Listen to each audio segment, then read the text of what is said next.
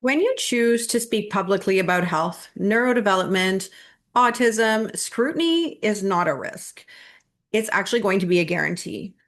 So recently, an old video of mine from over a decade, well, maybe around a decade ago, was resurfaced and sent to a conference that I am presenting at with the implications that I shouldn't be there. So I want to walk you through what actually changed between this video or then and now, and why I'm more grounded in my work today because of it, not despite it.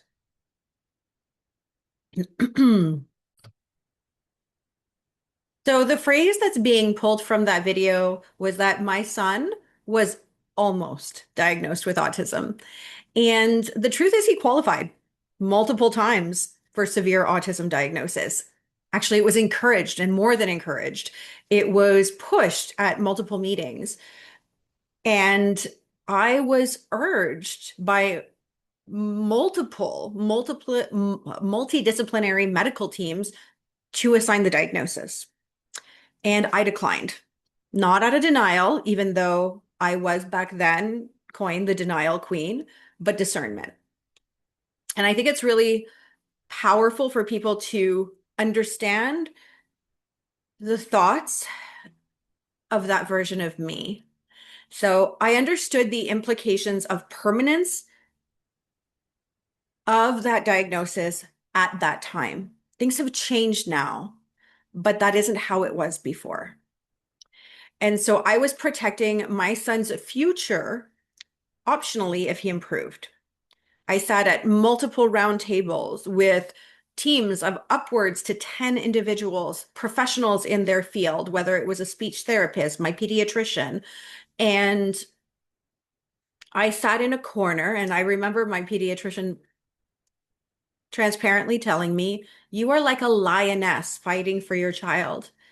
And I did not accept to put that diagnosis on him until the very last possible moment, even though these teams were telling me that it was genetic, he would not get better, he needed the extra help, and that I really needed basically a reality check.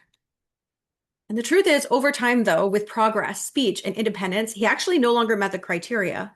When I walked into my final pediatrician assessment, it reflected that reality.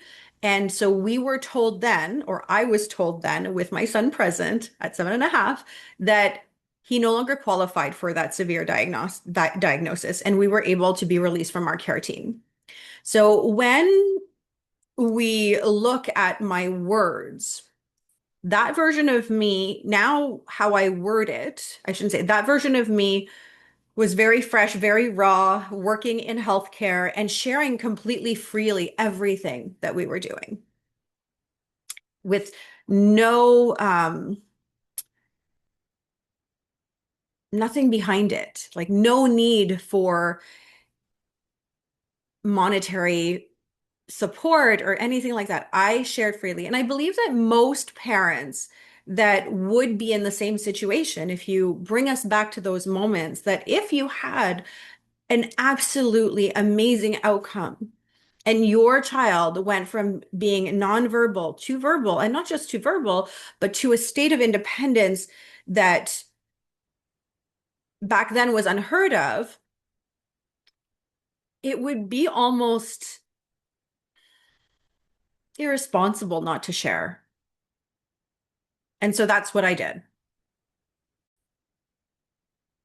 And full transparency that I am really proud of that girl. The girl who spoke when there was a division, or not even a division, there was a wall between the thoughts that autism can see better outcomes. It didn't even exist. And I'm glad that she spoke when the autism space was so new and was so divided and far less nuanced, right, than it is now. So I really honor that girl, and I'm not going to take that video down. At the end of the day, what changed wasn't my integrity. It never will. I mean, I literally called my car integrity. It was my depth. And and when I say depth, I'm also talking about my knowledge. So I'm going to keep this short because a lot of families don't need a laundry list of things of how I achieved a lot of my certifications.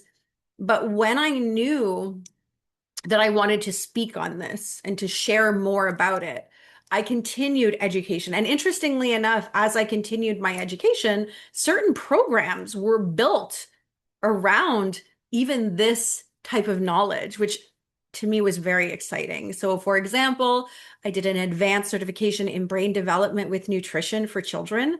I followed a lifestyle medicine path with my business partner, and that opened up an entire world of not just really good quality education, obviously, from where we went to school or we took this program. It was very renowned, but also that it wasn't just the nutrition aspect that we did, that it was so much more.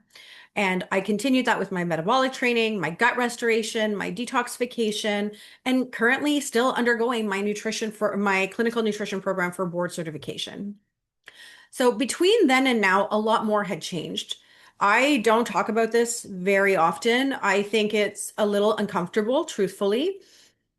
And there was a time when COVID came, right, into our world, and I had to exercise medical autonomy based on my prior research and ethics. And I accepted this. I accepted the professional cost that meant I would no longer have this background after 21 years of service. And it was hard. And the truth is, I didn't leave healthcare because I rejected science. I left because I was committed to practicing it responsibly and ethically. I chose my principles over convenience in those moments, and I did pay a price. And it was very difficult at that time. As I continue to teach about autism, brain development, my only experience with autism was actually with profound autism. And so my lens of the world was very, very small-minded. I'm using that word very deeply. Because when I went to my first ICANN conference, which is the International Conference for Autism and Neurodevelopmental Disorders, I was challenged because it was the first experience I'd ever had at seeing individuals with high functioning autism speaking on a stage about their challenges. And I remember thinking that my talk would not be well received because I remember there was a lovely woman the day before who so passionate um, about acceptance and understanding that these children needed to have acceptance and how it had impacted her life so negatively. And it made me really pause and think these people are going to hate me. So I went into that talk very humbled, and I felt challenged and uncomfortable, but I also had to share my own journey because it also was valid. And so it was the first time my beliefs were truly interrogated.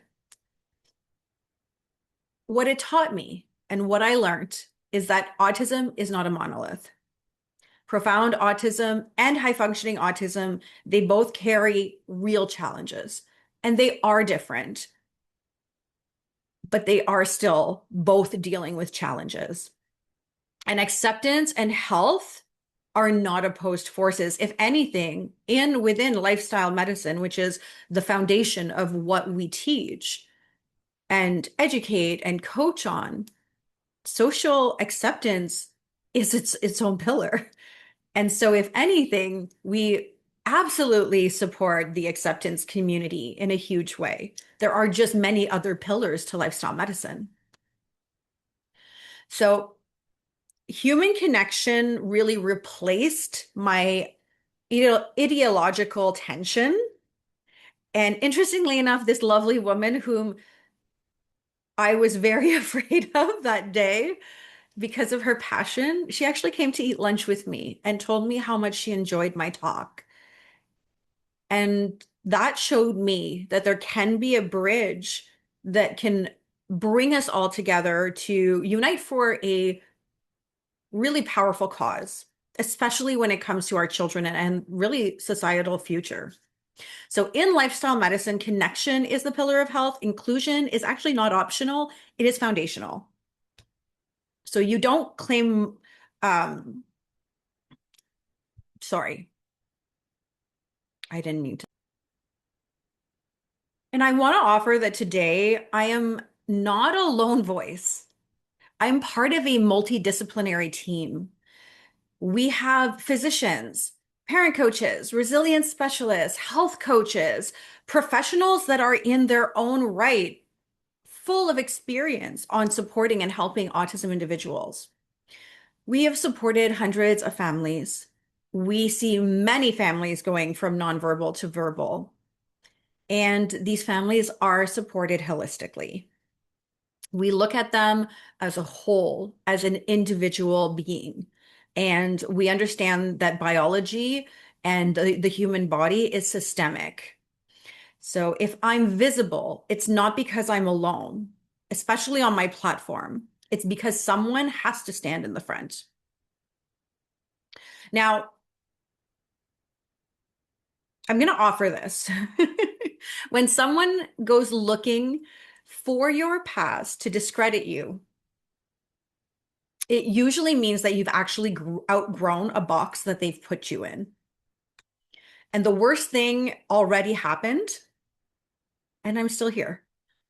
So I'll speak more clearly, share more openly now, and lead more responsibly than ever.